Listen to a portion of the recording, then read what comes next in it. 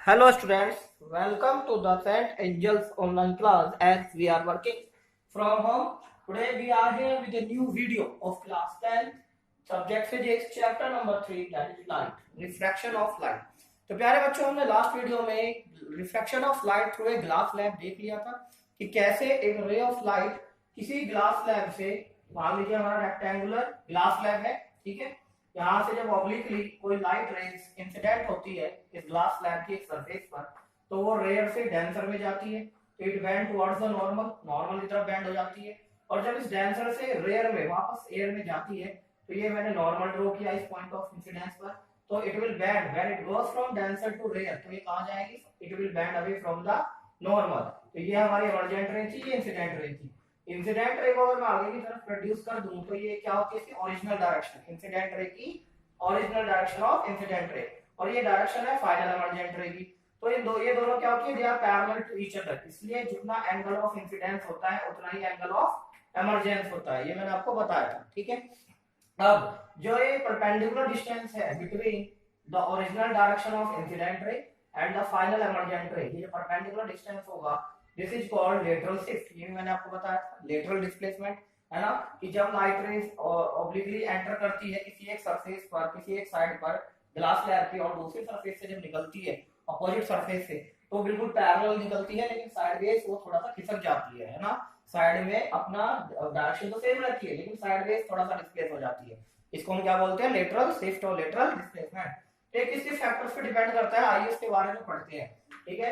Factors on which the lateral displacement और the lateral shift depends, factors of on which lateral shift depends, ठीक है। तो आइए देखते हो क्या होते हैं factors on which the lateral shift depend. पहला उनका जो फैक्टर है लेटरल शिफ्ट, ये जो होता है it is directly proportional to the incident angle, ठीक है, इंसिडेंट एंगल के थिकनेस के और रिफ्रैक्टिव इंडेक्स के डायरेक्टली प्रोपोर्शनल होता है, ठीक है। पहला दिस लेटरल, डी से हम रिप्रेजेंट कर रहे हैं कैपिटल डी से, lateral shift is directly proportional to the angle of incidence. जैसे जैसे एंगल ऑफ इंसिडेंस बढ़ेगा ये लेटरल शिफ्ट भी ज्यादा बढ़ता जाएगा, ठीक है। अगर एंगल ऑफ इंसिडेंस बढ़ाते जाएंगे, लेकिन 90 नहीं होना चाहिए, 90 से कम होना चाहिए, ये कंडीशन भी साथ में, 0 से बड़ा 90 से कम। तो जैसे जैसे 0 से आगे चलते जाएंगे और 90 से कम रहेगा, तो जैसे जैसे एंगल ऑफ इंसिडेंस बढ़ेगा तो ये जो लेटरल शिफ्ट है ये भी क्या होगा, और बढ़ता जाएगा, ये डिस्टेंस भी बढ़ता जाएगा, ठीक है।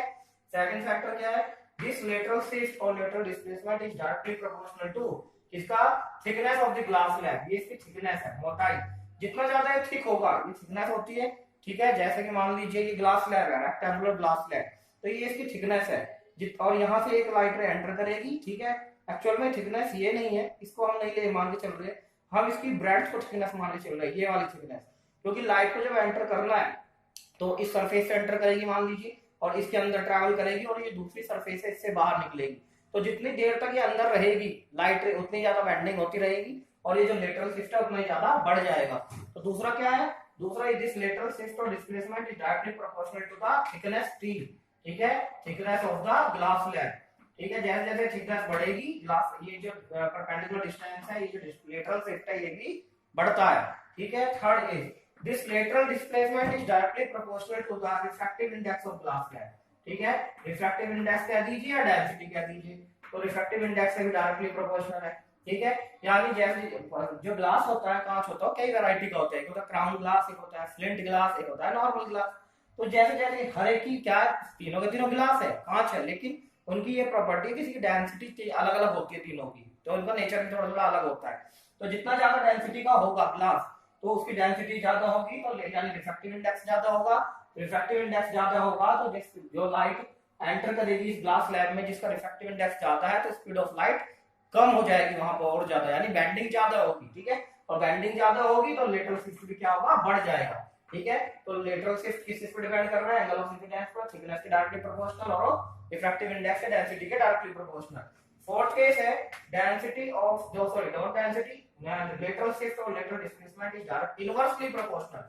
फोर्थ फैक्टर इनवर्सली प्रोपोर्शनल है किसके, wavelength of the incident light, ये जो लाइट एंटर कर रही है इसकी वेवलेंथ, वेवलेंथ मतलब कलर, ठीक है, इसको हम कलर भी कह सकते हैं, कलर ऑफ इंसिडेंट लाइट और वेवलेंथ ऑफ इंसिडेंट लाइट, यानी कि इसके इनवर्सली प्रोपोर्शनल है। इसका मतलब ये हुआ कि अगर मान लीजिए रेड कलर की वेवलेंथ आप जानते हैं सबसे ज्यादा होती है, रेड कलर की वेवलेंथ सबसे ज्यादा होती है, ठीक है। एक होता है विब्ग्योर, VIBGYOR, वाई जो जब व्हाइट लाइट प्रिज्म से पास होती है तो 7 कलर्स में स्प्लिट हो जाती है, violet, indigo, blue, green, yellow, orange, red, ये 7 कलर से बनी होती है व्हाइट लाइट। तो सबसे ज्यादा वेवलेंथ होती है रेड की और सबसे कम होती है वायलेट की। तो रेड कलर की वायलेंथ सबसे ज्यादा है वेवलेंथ, तो वेवलेंथ ज्यादा होगी तो रेड कलर की लाइट के लिए जो लेटरल शिफ्ट होगा वो सबसे कम होगा, यानी बहुत ही क्लोज होगा। यहाँ पर इंसिडेंट रे जो हमारी है और ओरिजिनल डायरेक्शन इंसिडेंट रे की जो है और जो इमर्जेंट रे इनके बीच में जो डिस्टेंस होगा बहुत कम होगा, किसके लिए, रेड कलर के लिए। और वायलेट कलर की लाइट अगर इस सेम एंगल पे पास होगी ऐसी, अब इसकी जगह वायलेट कलर, तो सबसे ज्यादा क्या होगा, इसकी वेवलेंथ सबसे कम होगी वायलेट की, तो लेटरल शिफ्ट सबसे ज्यादा होगा। तो वायलेट कलर की बैंडिंग जो होती है वो सबसे ज्यादा होती है अकॉर्डिंग टू दिस फॉर्मूला। तो ये कुछ फैक्टर्स है on which the lateral shift depends, ठीक है। तो ये 4 हमारे फैक्टर्स है। उसके बाद हम आते हैं अपने नए टॉपिक पर, दैट इज अबाउट द, यहाँ पे कुछ एक्टिविटीज दी हुई है तो कि मैंने वो ऑलरेडी आपको बता दी है कैसे करना है, वो हम बाद में एक्सपेरिमेंट्स में भी करेंगे। नाउ अब हम पढ़ेंगे लेंस का। अब हम स्टार्ट करते हैं अपना next topic about the lens. Lens क्या होता है, ठीक है। अब हम ये चैप्टर बहुत ही क्लोज आ रहे हैं खत्म करने के उसके। Now what is lens?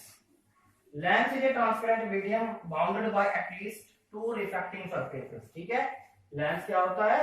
एक ऐसा ट्रांसपेरेंट मीडियम होता है जो 2 रिफ्रैक्टिव सरफेसेस, कम से कम दो या कम से कम एक तो होनी चाहिए, कम से कम एक, मैक्सिमम 2 हो सकती है, ठीक है। तो a lens is a transparent medium, ऐसा ट्रांसपेरेंट मीडियम है जिसके अंदर से लाइट पास हो सकती है और जो 2 रिफ्रैक्टिंग सरफेस या एटलीस्ट 1 रिफ्रैक्टिंग सरफेस से सराउंडेड होता है, ठीक है, बना होता है।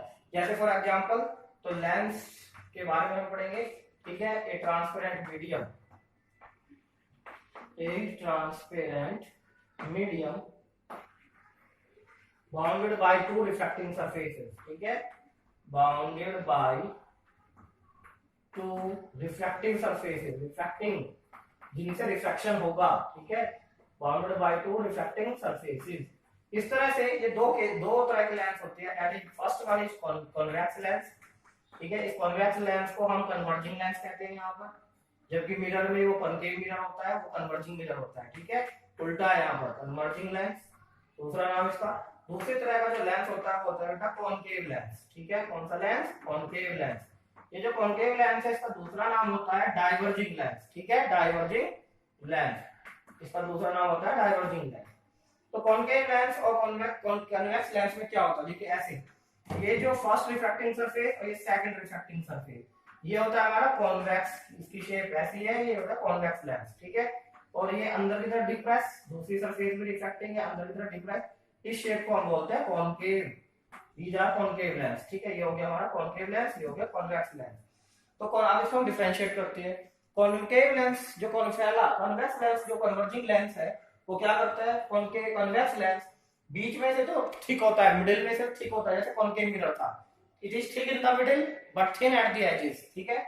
ये थिक बीच में से थिक होता है, thick at middle and thin at edges, ठीक है, थिन एट एजेस, एजेस इसकी पतली होती है किनारे, ठीक है। और ये क्या होता है इसका उल्टा, it is thin and in the middle, thin at middle, बीच में concave lens is thin at middle and thick at the edges, इसकी जो किनारी होती है मोटी होती है, उल्टा होता है इसका जस्ट, ठीक है, थिक एट एजेस। तो ये हमारे दो डिफरेंशिएट करने के तरीके हैं, ठीक है। कॉन्वेक्स और कॉनकेव लेंस को हमने पढ़ लिया।